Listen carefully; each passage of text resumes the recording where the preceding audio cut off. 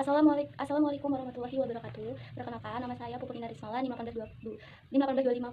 Baiklah, di sini saya akan mempresentasikan tentang laporan pendahuluan dan asuhan keperawatan tentang CA kolon atau kanker kolon. Laporan pendahuluan yaitu CA kolon, kanker kolon. Kanker kolon adalah suatu bentuk keganasan dari masa abnormal atau neoplasma yang muncul dari jaringan epitel dari kolon. Kanker kolon atau usus besar adalah tumbuhnya sel kanker yang ganas di dalam permukaan usus besar atau rektum. Penyebabnya yaitu ada diet makanan yang mengandung zat kimia yang menyebabkan kanker pada usus besar. Yang kedua, kelainan kolon abnormal, adenoma di kolon, degenerasi maligna menjadi adenokarsinoma. Genetik anak yang berasal dari orang tua yang menderita karsinoma kolon mempunyai frekuensi 3,5 kali lebih banyak daripada anak-anak yang orang tua sehat. Patofisiologi yaitu perubahan patologi karsinoma kolon sebagai besar penghasilan adenomatus polip. Biasanya tumor ini tumbuh tidak terdeteksi sampai gejala muncul secara perlahan dan tanpa membahayakan penyakit ini. Penyebar dalam beberapa metode. Tumor mungkin menyebar dalam tempat tertentu pada lapisan dalam di perut mencapai seros dan mesenteric fat. Kemudian tumor ini mulai mendekat pada organ yang ada di sekitarnya, kemudian meluas ke dalam lumen pada usus besar atau menyebar ke limfa atau pada sistem sirkulasi. Komplikasi yaitu terjadi sehubung dengan bertambahnya pertumbuhan pada lokasi tumor atau melalui penyebaran metastase yang termasuk perforasi usus besar yang disebabkan peritonitis, pembentukan abses. Biasanya tumor menyerang pembuluh darah dan sekitarnya yang menyebabkan pendarahan. Manifestasi klinis kolon, gejala saat ditentukan oleh lokasi kanker terhadap penyakit dan fungsi segmen usus tempat kanker berlokasi. Adanya perubahan dalam defekasi darah pada feses, konstipasi perubahan dan penampilan feses, tenesmus, anemia dan pendarahan rektum merupakan keluhan yang umum terjadi. Kanker kolon kiri dan rektum cenderung menyebabkan perubahan defekasi sebagai akibat iritasi dan respon refleks. Pemeriksaan penunjang yaitu ada endoskopi, radiologi, komputer tomografi, histopatologi, laboratorium, ultrasonografi. Pelaksanaan medis yaitu ada pembedahan operasi. Operasi adalah penanganan yang paling efektif dan cepat untuk tumor yang diketahui lebih awal dan masih belum metastasis, tetapi tidak menjamin semua sel kanker telah terbuang. Kolostomi merupakan tindakan pembuatan lubang pada stoma yang dibentuk dari pengeluaran sebagai bentuk kolon atau usus besar ke dinding abdomen perut. Stoma ini dapat bersifat sementara ataupun permanen. Tentu pembuatan kolostomi adalah untuk tindakan demonstrasi usus pada usus sumbatan atau obstruksi usus sebagai anus setelah tindakan operasi yang membuang rektum karena adanya tumor atau penyakit lain untuk membuang isi usus besar. Sebelum dilakukan tindakan operasi berikutnya untuk menyembuhkan kembali usus sebagai stoma sementara. Ini ada jenis-jenis kolostominya yaitu beserta sifatnya. Kalau yang sementara itu ada Hirschsprung disease, yang kedua itu luka tusuk atau luka tembak, astesias anit letak tinggi untuk mempertahankan kelangsungan anastomosis distal usus setelah tindakan operasi. Untuk memperbaiki fungsi usus dan kondisi umum sebelum dilakukan tindakan operasi anastosis. Terus yang permanen yaitu untuk kolostomi permanen penyakit tumor ganas pada kolon yang tidak memungkinkan tindakan operasi reseksi anastomi mosis usus.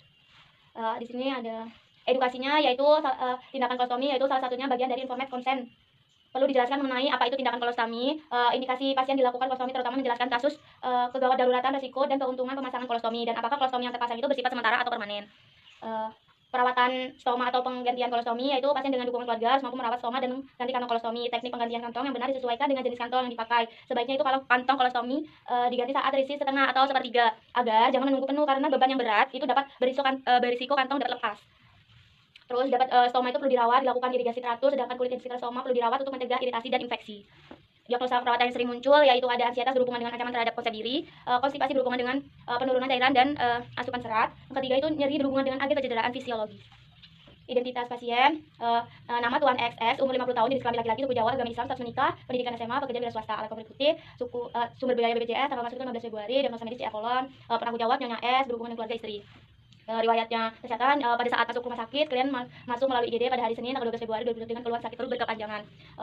Di riwayat kesehatan saat dilakukan pengajian, keluhan utama itu saat dilakukan pengajian pada tanggal 15 Februari klien mengatakan sakit perut yang berkepanjangan dan mengalami kecemasan, khawatir dan bingung dengan keputusan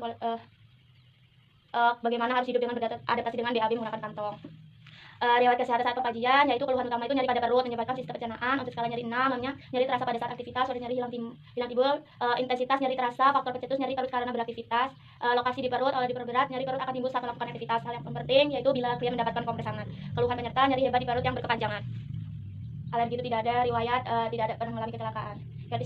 Psikososial spiritual yaitu mengatakan keluarga selalu mendukung untuk kesembuhan klien dan selalu menjaga klien sebisa mungkin. Keluarga memberikan fasilitas yang baik untuk kesembuhan klien. Komunikasi sebelum sakit klien mengatakan komunikasinya baik dengan keluarga maupun tetangga sekitarnya. Sakit mengatakan komunikasi klien sedikit terhambat karena tidak terlalu berkomunikasi dengan tetangga atau keluarganya. Sistem nilai percayaan sebelum sakit klien mengatakan selalu sholat 5 waktu. Saat sakit klien mengatakan tetap melakukan sholat 5 waktu. Pola eliminasi yaitu BAK sebelum sakit 4-5 kali per hari, saat sakit 3-5 kali per hari. Jumlah sebelum sakit itu 900 ml per hari, saat sakit 400 ml per hari. Warna sebelum sakit kuning pekat, saat sakit kuning pekat. Bau sebelum sakit khas, bunyi khas, keluhannya itu tidak ada. BAB frekuensi sebelum sakit 2 kali per hari, saat sakit 1 kali dalam 3 hari. Waktunya sebelum sakit itu pagi dan malam, saat sakit pagi, sebelum sakit kuning. Baiklah, selanjutnya yaitu pemeriksaan pengkajian fisik. Yang pertama itu pemeriksaan umum, kesadaran itu kosmetis, tekanan darah 120/80 mmHg, nadi 80 kali per menit, pernapasan 22 kali per menit, suhu 37 derajat Celcius, tinggi badan 167 cm, berat badan 60 kg. Selanjutnya itu pemeriksaan fisik per sistem, yaitu sistem intergumen, keadaan rambut bersih, kekuatan kuat, warna hitam tebal, kebersihan bersih, keadaan kuku bersih, kekuatan bersih, warnanya putih pink, kebersihan bersih, keadaan kulit normal, warna putih, kebersihan bersih, tanda-tanda radang pada kulit tidak ada, luka tidak ada, dukubitus tidak ada, plururitus tidak ada, tanda-tanda pendarahan pada usus pada sistem pencernaan.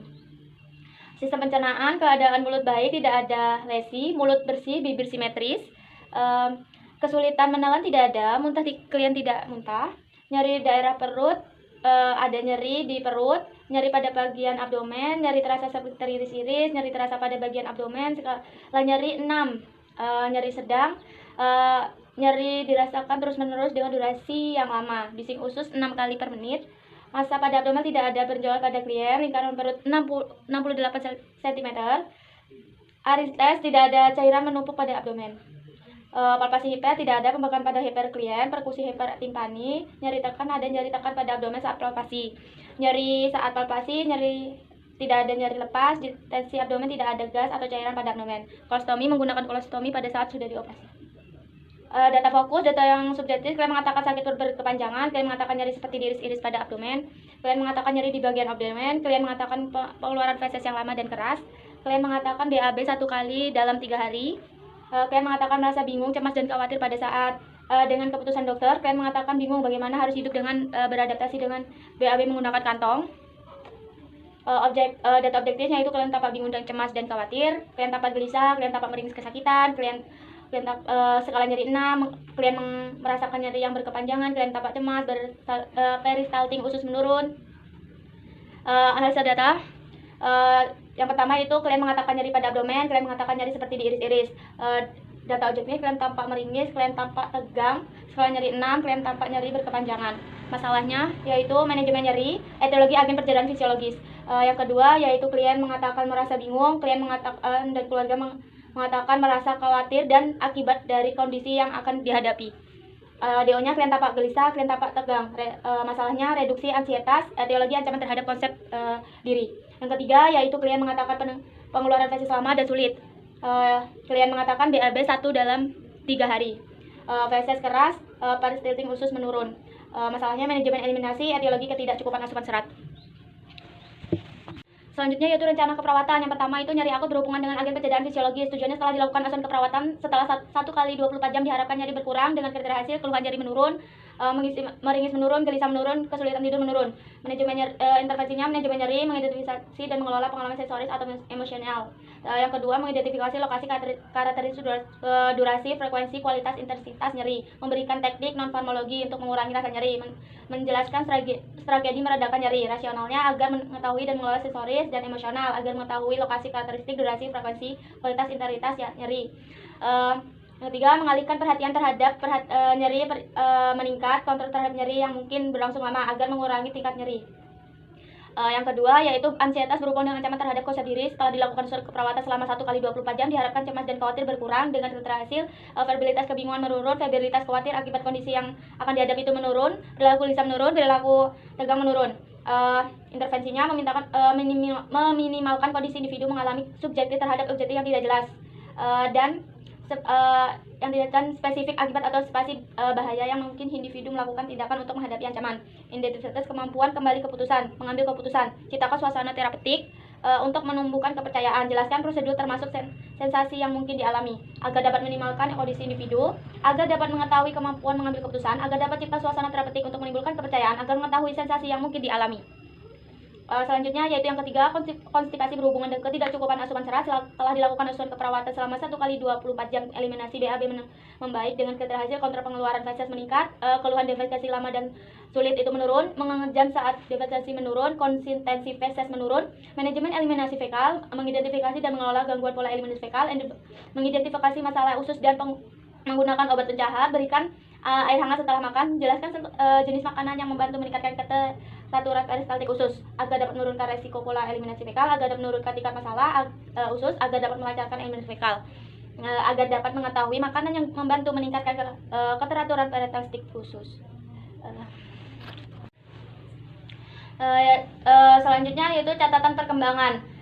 Yang pertama yaitu pada tanggal 17 bulan 2 2021, implementasi yang pertama identifikasi dan mengelola pengalaman sensorik atau emosional. Hasilnya pasien membaik dan bersedia untuk diperiksa. Responnya pasien tampak tenang. Yang kedua, mengidentifikasi lokasi, karakteristik, durasi, frekuensi, kualitas, intensitas nyeri. Hasilnya pasien bersedia diperiksa. Responnya nyeri mulai berkurang. Memberikan teknik non-farmakologi untuk mengurangi rasa nyeri. Non-farmakologi untuk mengurangi rasa nyeri, misalnya itu hipnotis 5 jari. Hasilnya klien mengatakan sudah mulai tidak nyeri. Responnya klien kooperatif. Menjelaskan strategi meredakan nyeri, itu pasien sudah memahami apa yang sudah dibilang anjuran perawat. Responnya pasien kooperatif. Evaluasi, klien mengatakan nyeri mulai hilang, klien mengatakan sudah bisa mengendalikan nyeri. Objektif, klien tampak tenang,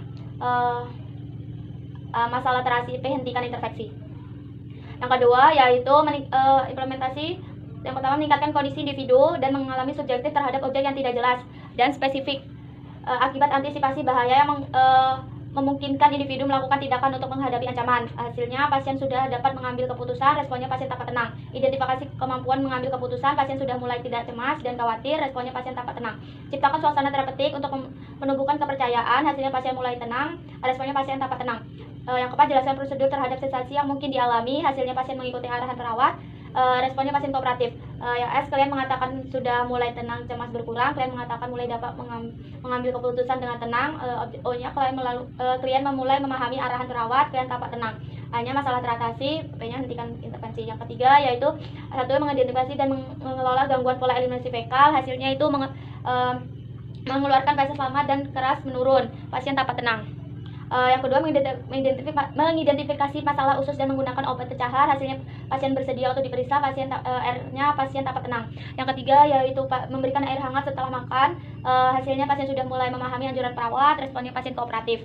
Yang keempat, jelaskan jenis makanan yang membantu meningkatkan keterampilan peristaltik usus, hasilnya itu pasien mulai memahami anjuran perawat, R-nya pasien kooperatif. S-nya evaluasi. S, klien mengatakan mengeluarkan feses lama dan keras menurun, pasien sudah mulai memahami anjuran perawat. O-nya klien tampak tenang, klien kooperatif. A-nya masalah teratasi, P, hentikan intervensi. Sekian presentasi dari saya. Wassalamualaikum warahmatullahi wabarakatuh.